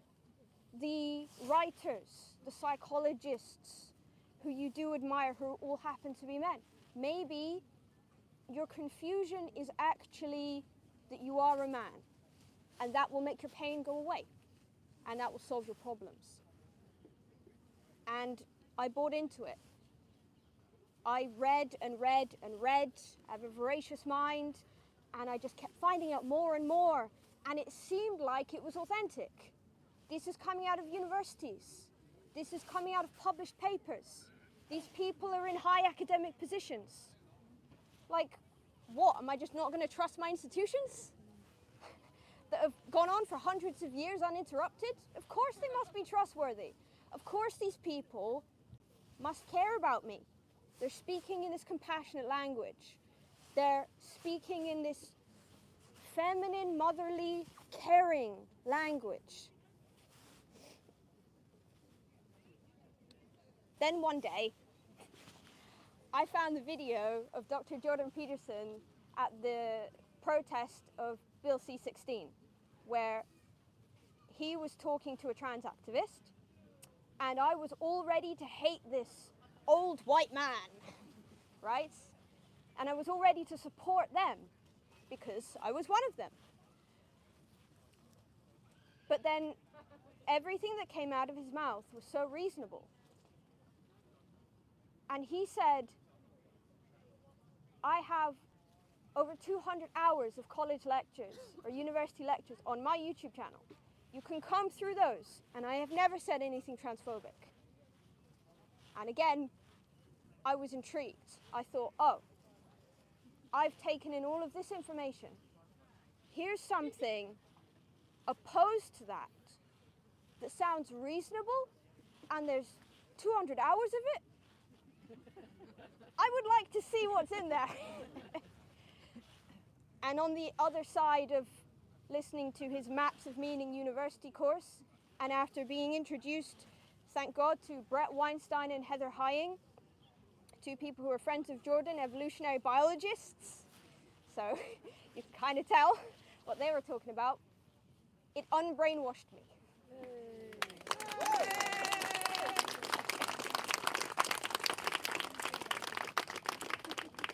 So I'll conclude with this. To those people on the other side, particularly young people, particularly young women, but everyone really, who look like lost causes, who have funny colored hair and wear rainbow pins. I was one of them. I had my head shaved and everything. You know, those people who go around spouting rubbish, maybe even shouting, go around with their friends, brainwashing other people. Hold out an olive branch. Please. Have forgiveness in your heart. Please. A lot of people can be reached who you think are lost causes. I still have all my woke friends because I have faith in them. And I have forgiveness in my heart. Thank you.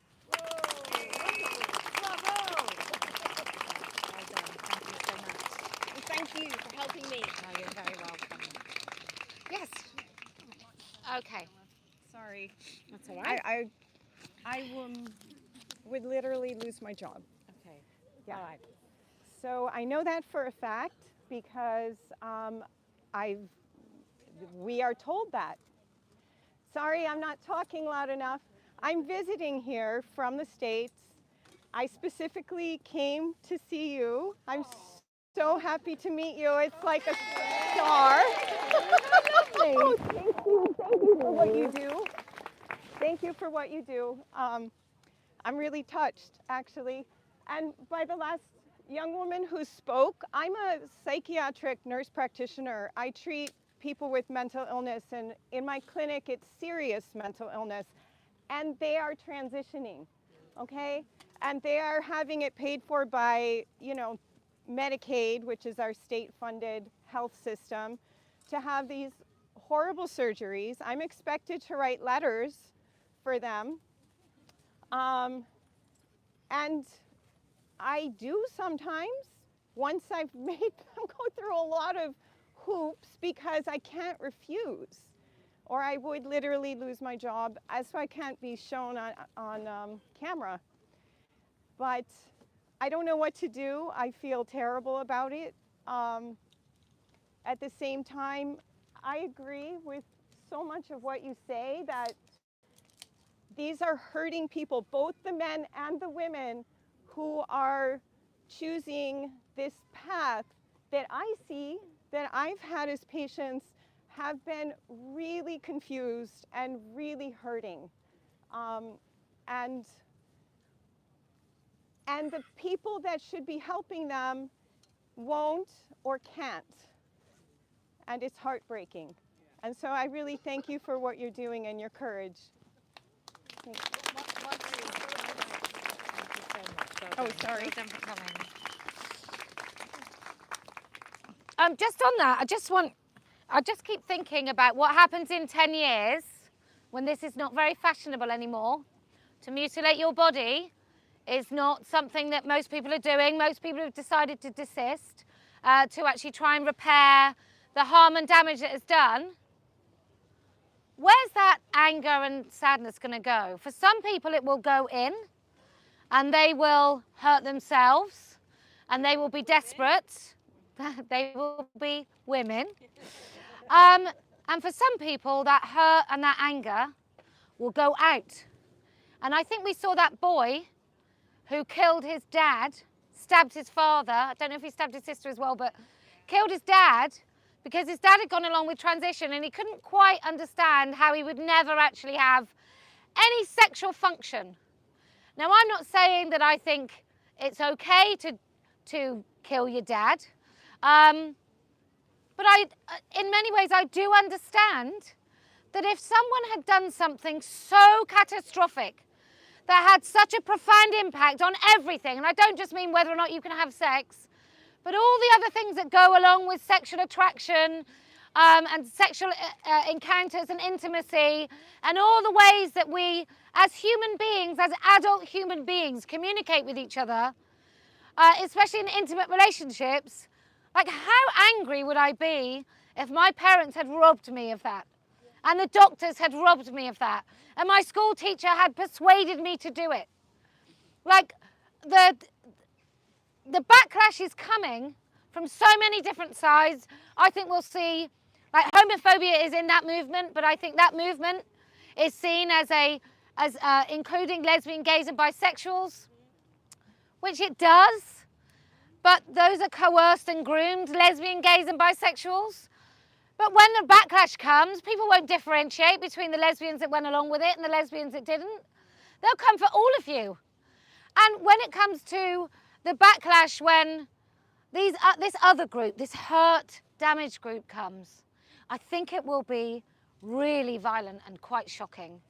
And I think that those people have been silent, and those people that have gone along with it, I think they may have to look at themselves.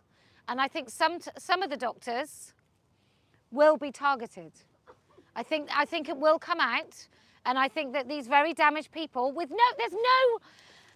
there's no end, is there? If you've had your breast sliced off, there's no place in which you have your breast back. There's no place in which your penis can be taken out of that cavity and made into a penis again. There's no healing from that. There's no physical place in which those things are made good. Now, it might be that you have really good support and you can get through that, and I think you will be a remarkable human if you can. But I think that many of the people that are damaged in the first place are already suffering. So to think that they can come through the end of it and be okay with what's done to them, I think is nuts. I just don't think it's going to happen. You want to speak? Oh, in a minute. Yeah, go. Are you on camera? That's fine, yeah. Oh, okay. Do I stand in front? Yes, please. Yeah? Yeah, you need both of these. I'm so sorry. Oh, sorry, that's right. Hi, everyone. I just wanted to remind you all why categories are important and definitions are important. If you work in data, you will see that not only do some male people want to access our toilets and changing rooms, they don't even want us to have our own data sets. And that should really chill every single person. When you hear somebody say, why do we collect data on sex anyway? Just look into the many, many, many reasons why it's important. And the people who are trying to blur those distinctions, or the people who are trying to make sure that we never collect data on sex again because it upsets 6 people or something like that, what they're actually doing is damaging all of us, but really especially if you think about women, they're damaging our ability to learn about ourselves, our bodies, our health, our outcomes, things that drive us, things that injure us, and all of that. And if we can't have that information about ourselves, we're just going to remain ever so slightly or greatly disadvantaged. So the people that are trying to break that boundary, the boundary of our data, the boundary of our information around us, they either want to hurt us or they don't give a shit either way. But that's why we have to hold the line, on definitions, because it has real practical implications. And it's happening now. Just read the paper from time to time to see where data collectors are getting it very, very, very badly wrong and against their own regulations, because they're driven by ideologues who are terrifying in the workplace. And that is not a joke. So that's why it's so important to get the definitions right and to never budge. Thank you.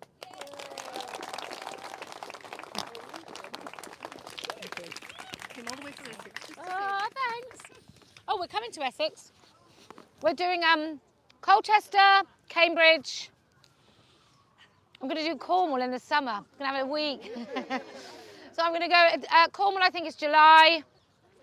And then monthly here. Very exciting. Yes.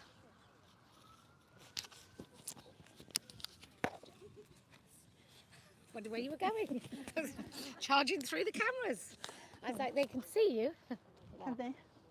Okay, just a couple of things.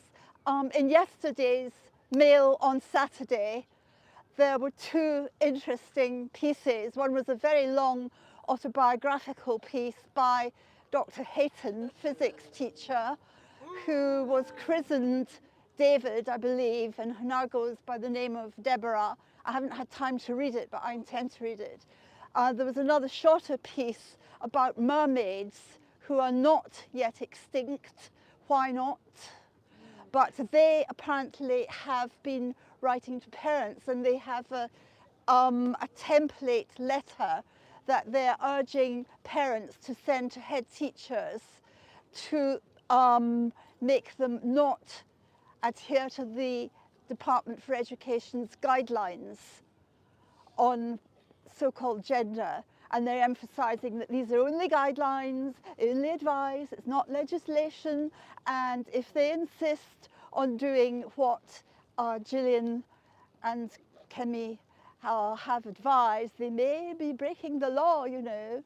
And it's very insidious. That's a short piece in the Mail on Saturday. To the young lady who's, I'm very, very glad, managed not to be sucked in to this cult and has escaped. I'd like to add that it's worth looking at the interviews on YouTube given by Benjamin Boyce, Heather Hyan, and Brett Weinstein are great, but also is Benjamin Boyce, and so is Peter Boghossian. And I'd also just like to say, absolutely last, I think it would be a good idea if we did not allow the word gender anywhere, in any context, written or spoken, unless it's in a grammatical context. You know, we say French has 2 genders for common nouns, strangely. German has 3, and that's it. It's in a book of grammar, it's not anywhere else. If it's referring to biological entities, it is always sex. Gender is not a word outside that context. That's all. I just want to make a quick point on language. And I want to give you a little tip on how to speak to a school or a doctor or anybody where you want an answer for something. And it's called the shut the fuck up method. And this is how you do it. You say, what are you teaching my child in school about gender identity nonsense? Then you shut the fuck up. And I mean until it's awkward, right? Until it's really awkward. You have to really hold it and just, if you can't do it for too long, like count to 3 to start with and then build up to 10. But that's what you do. You say, why are you teaching that? And then they'll come back with a question for you and you shut the fuck up. You just don't speak. So they'll say, yeah, but what's the harm? We just want everyone to be inclusive. And what you do in those silent moments, what you do is you totally have the power in the conversation. You totally have the bargaining power in that conversation. You have the power, you assert your authority, and you remind them that you're the parent, right? So you say, I'm a parent, this is my child who I love. I don't want you to talk to them about gender identity. And if you watched the thing I did where I went into the school, and those teachers lied to her face. They said, well, some people might use that crayon story about a crayon that didn't like certain sex stereotype things but had a different colour wrapper to the other crayon. Some people might say it's gender identity, but that's not how we use it. And then we got to the point where we said things like, well, who advised you to have the book in school? Oh, no outsiders, it's on their list. So they just really lied to that parent. So I just want you to just bear in mind that really small tricks, also, if they mispronounce your name, that's always a good one. That's what I did with Harrop. If you remind someone of how to address you, you also get power. Can I just say, do not shout or swear or name call in that lesson. Be almost sinister in your calmness. Just really so you would put a boy in a residential with the girls. So not male body, not male person, a fucking boy. Not male-bodied, somebody said, actually I think a lady just said it then actually, but somebody said on Twitter, and I think even one of the women who's just won a court case still said male-bodied and still said there may be an occasion where gender identity, or it's not sex that divides, like creates a space for women. I'm like, what are you talking about? You've just literally been through the mill. And I don't take great pleasure in this. I sort of think that, you know, some of these women have fought these long, hard cases, but Jesus, what do you need?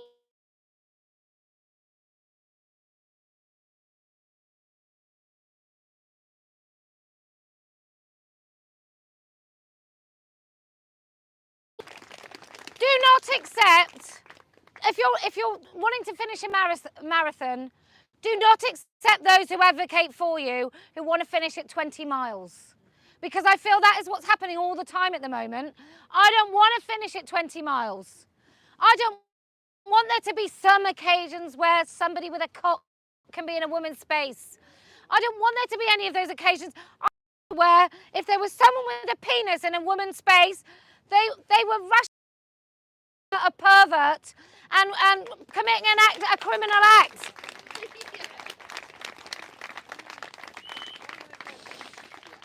Okay, who wanted to speak? There was another female. Yes. I'm sorry. Come. Oh. Can I just say, this is an amazing hoodie. This is hibiscus. It's from the Little Street store. And there's so many nice, just people here, just look around. There's so many, look around at women's breasts. Because there's so many amazing hoodies, sorry. They are, there's far too many. Right, all I wanted to say was, in terms of what's going on in schools, there's a consultation out at the moment. It finishes on the 12th of March, and it's about those guidelines that I think Kemi Badenoch has released. There's a lot of really good stuff in it, but there's also gaps. There's stuff about, so they're saying that children shouldn't be called socially transitioned, definitely not in primary school. But I mean, I worked in a secondary school until a few years ago, and I was where I was told to go and sit with a child who was going to come in late. He's very anxious, he's blah, blah, blah, he this, that and the other. I'm sitting with this child during their exam. That's a girl. I can see they're a girl. They're shaking like a leaf. They're spending half their time in the support unit for kids with problems. I don't see that any of the stuff that was happening to them was helping them in any way whatsoever. Because of course they're coming into school every day dressed like a boy, wanting to be seen as a boy, when they're clearly not. And that, I can't imagine how stressful that was for them. And so there's a lot of points you can make on those guidelines. There's a lot of good stuff, so definitely praise the good stuff. Make sure they keep that in. But I'm sure Mermaids and the rest of them will be getting their troops out to argue against it. So as many people as possible, anyone can tweet, you can respond as a parent or a general member of the public. So just go in and put your views. I'm not going to tell you what to put. You can read it, you can make your own decisions.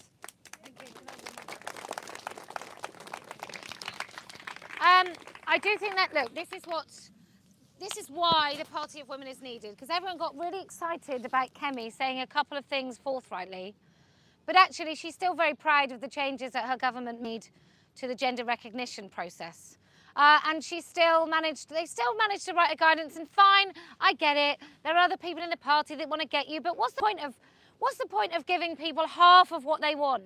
There's no, if it's not the whole truth, it's not the truth. So if there are kids still being transitioned, and I'm pretty sure in the guidance it says things like without the parents' consent. Well, if the parents are consenting, they're morons. They're abusive morons. So it's very odd that everybody, I think we do it in this movement, we're so desperate for someone to go, yeah, he does have a cock. He definitely is a man, that when someone goes, well, I think maybe, you know, some people who will call themselves women do have a penis and they are men. You know, we're so desperate. What is it, a crumb of dick? We're so desperate for tiny little morsels of stuff that people celebrate it, and half of it's not actually worth, please sir, can I have a crumb of dick? Half of it's not worth celebrating. because it's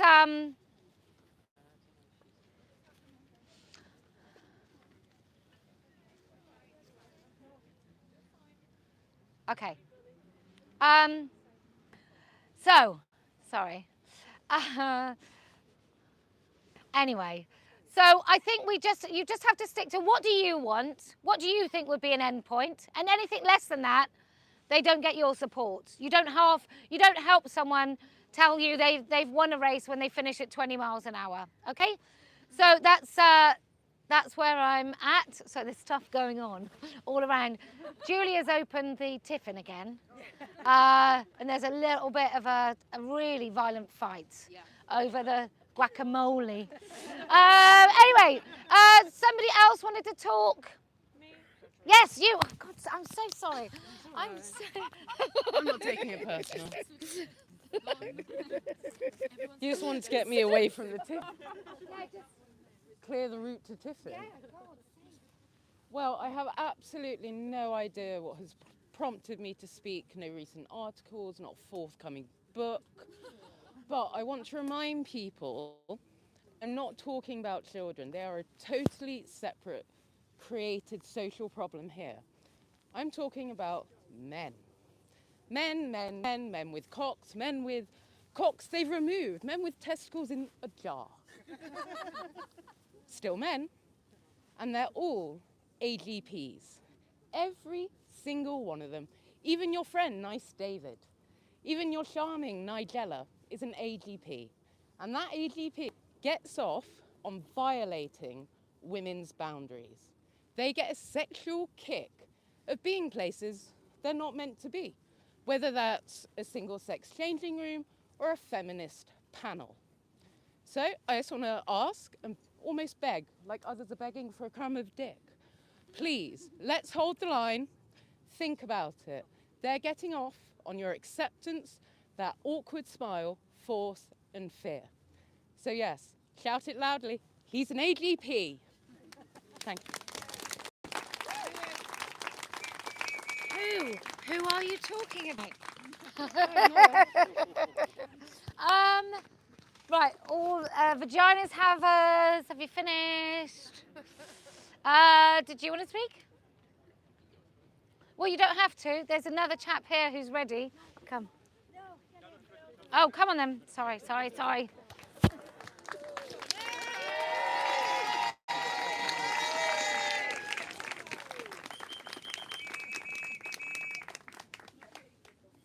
I better explain. I've been free from the pokey I have, yeah?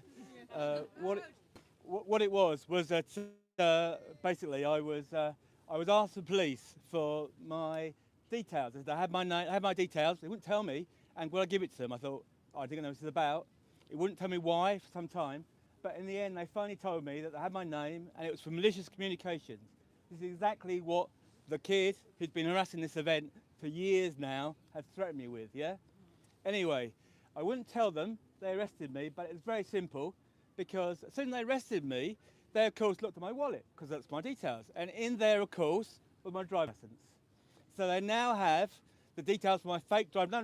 They now have the details on my driving license. So it's okay. Remember, if I'm arrested, I have this wonderful thing called white male privilege. I'm a great big bloke, and I don't think they try and beat me up, whether it's or not, you know. So I was as calm as anything. At one point, they asked me to not be dramatic. My God, I do Amdram. Anyway, so rest assured that they grabbed me. I wasn't make it any easier for anyone to harass people at these events, and they had to, yeah? And I was quite happy to be there until morning, until I got taken to court. I had to, but of course, I had my wallet and that driving licence, which is mine, honest. Anyway, thank you very much, and thank you everyone who came over and supported me and stuff. It's very kind. On that note, let me just give you my top few tips on what happens if you are arrested. So I was arrested and I happened to live stream the whole thing. You can see it on my channel. It's quite funny because they just put the phone down. So I live streamed, and that time I was monetized, so lots of people donated, so it was double win for me. But you don't have to say anything, and that really is, you don't have to say anything. You don't even have to say no comment. Do not ever attend a police interview without a legal representative. Most lawyers, most solicitors You don't have to take the duty solicitor either. You can get a 30-minute, like a solicitor will come with you, and it's under legal aid. You don't have to be rich, poor, or anything in between. You can just have a duty solicitor. And what would normally I would advise, and they will advise, take their advice, not mine, I'm not legally trained, is that you do a prepared statement. And then that gets read out, because then once they've disclosed why you're going to be interviewed under caution, then you will make a statement on that, or you don't have to. You can just no comment the whole thing or say nothing. I preferred because I've watched Cagney and Lacey and everything. I preferred the quite defiant, looking him in the eye with a slightly kind of obnoxious smirk of no comment. Or sometimes a filthy look, like when the guy said that sex reassignment surgery didn't include castration for Susie Green's 16-year-old son. All I had in my mind is, what did they think? Did he come home with his testicles for earrings? Of course it includes castration. So anyway, so that's my advice. Never, ever, ever, ever attend a police interview without legal representation. That's the best piece of advice I can ever give you. Because no matter how nice or reasonable or wonderful or law-abiding you think you are, you people here, you're easy. You're easy to get because you don't really know the law very well. So they can force you into saying something that means you incriminate yourself, and then you're an easy win. The other thing is never accept a caution. So really, really just pay attention to those things. The police have statistics, they have tables that they have to keep up with, and so they'll criminalise you easily if they can, not because they're necessarily really bad two-tier policing kind of biased, terrible people, but because they also have, if you're an easy statistic, then that's your lookout really. So that's all I'm going to say on that. Yes.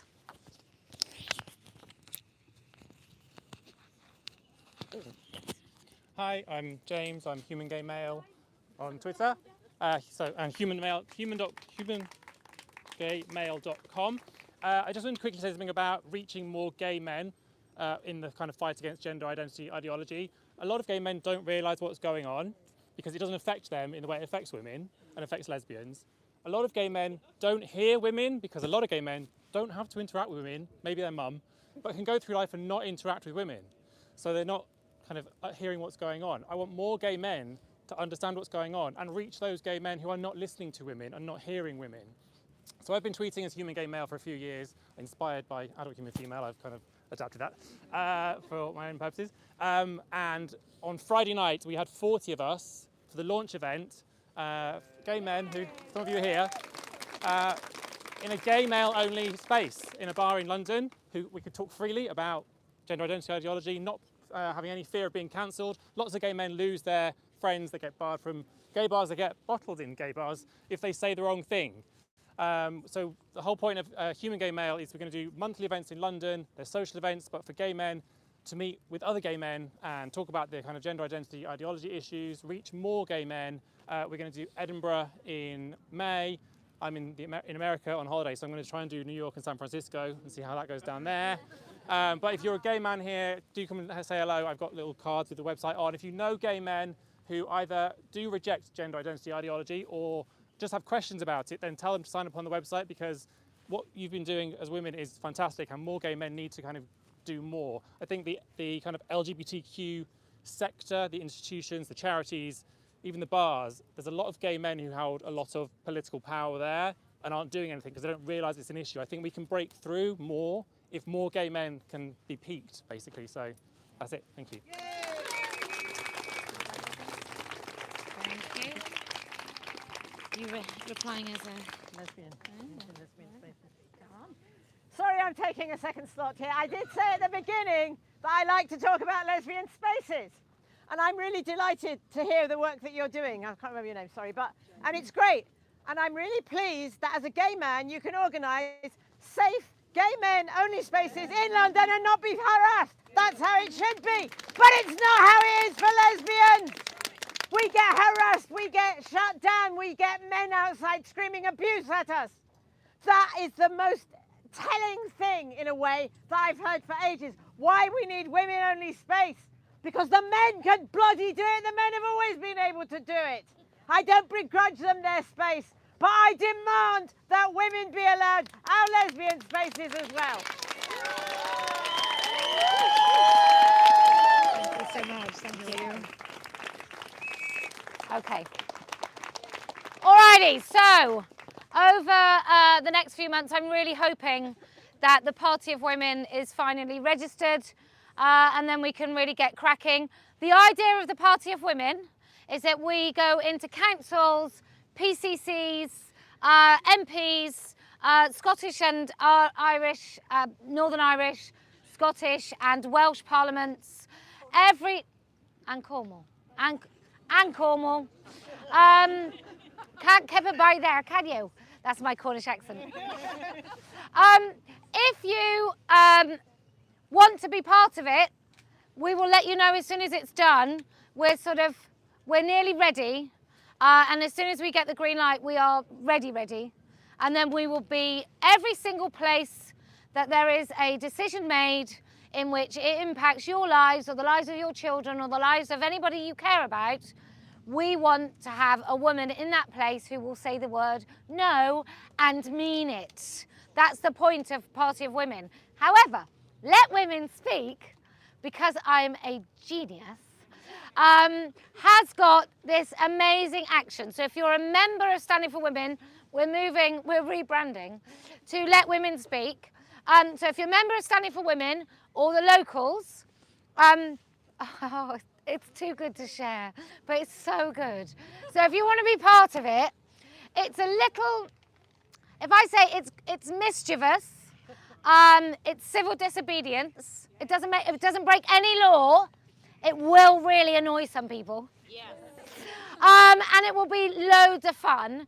So if it's a long time since you, I don't know, put a drawing pin on somebody's chair just for fun, then this is something for you. So do go to our website. We've got more people now in our structure to try and make sure that every woman who wants to be part of it can be part of it. But it's probably going to happen in March. When's LGBTQ plus History Month? Is that the whole of February? Every month. Every fucking day. Is it February? Well, anyway, I don't care. But look, what we don't do here is we don't go out and we don't try and kind of interrupt their stuff, because their stuff I don't care about. This is all about us. So if you want to do it, please do it. Oh, I'm telling you, it's genius. I really can't tell you because I don't want the TRAs or anyone to know. And I'm not drinking, so I can't even drunkenly tell you. Anyway, so if you want to be part of that, and you can, look, what we are here is we are funny, right? We're humorous, we're funny, we're witty, we're clever. And because of that, this action is sublime. So if you want to be part of that, and you want to make a difference, and you want to feel like you are part of something and doing something that makes a difference for your own kind of sanity, really, then I promise we will win. If you, like Iris, can stylishly wear a navy bag with a gold vinyl, and hat, and yeah, it's annoying. Iris looks good in all photos as well, which is really annoying. I'm an airbrush. But no, that's just her face. So if you can look as stylish as Iris, then I promise we will win. And do you know why else we're going to win? Say it with me. Because I never lose.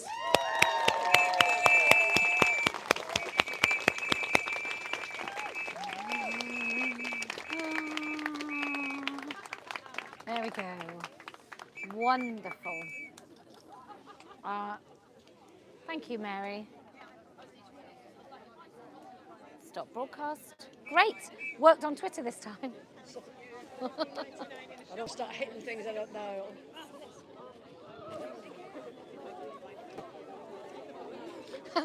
Close up.